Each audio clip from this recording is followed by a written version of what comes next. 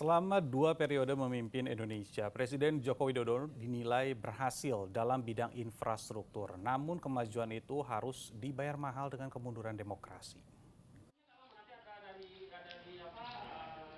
Dalam sebuah diskusi publik di Universitas Patimura Ambon, Maluku, sejumlah pihak menyoroti 2 periode kepemimpinan Presiden Joko Widodo.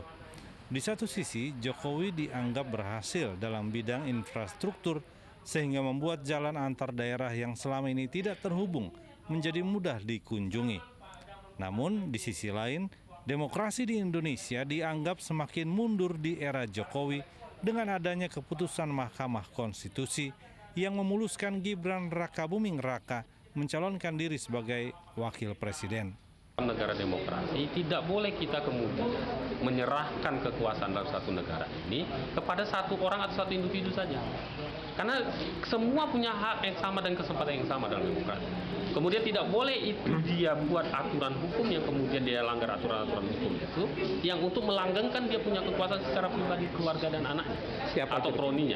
Bagaimana kita bisa bicara demokrasi sementara agenda perampasan tanah itu terjadi di mana-mana. Kita tahu misalnya kasus yang terjadi di Batam, kasus yang terjadi di Kalimantan, kasus yang terjadi di Papua, di mana-mana. Bagaimana kita bisa bicara demokrasi sementara keberpihakan rezim pemerintahan itu kepada pasar. Sebelumnya, puluhan akademisi dari Universitas Gadjah Mada dan sejumlah perguruan tinggi di Yogyakarta berkumpul dalam tajuk Kampus Menggugat, Tegakkan Etika dan Konstitusi serta Perkuat Demokrasi.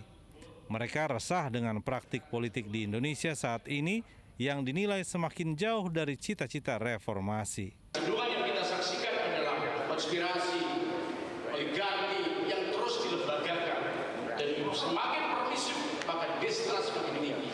Konstitusi begitu mudah diselewengkan, konstitusi mudah diakali. Dalam aksi kampus menggugat ini, para akademisi juga menyoroti persoalan politik dinasti yang dilakukan Presiden Joko Widodo. Juhri Samaneri dan Wahyu Diono melaporkan dari Ambon, Maluku dan Sleman, Daerah Istimewa Yogyakarta.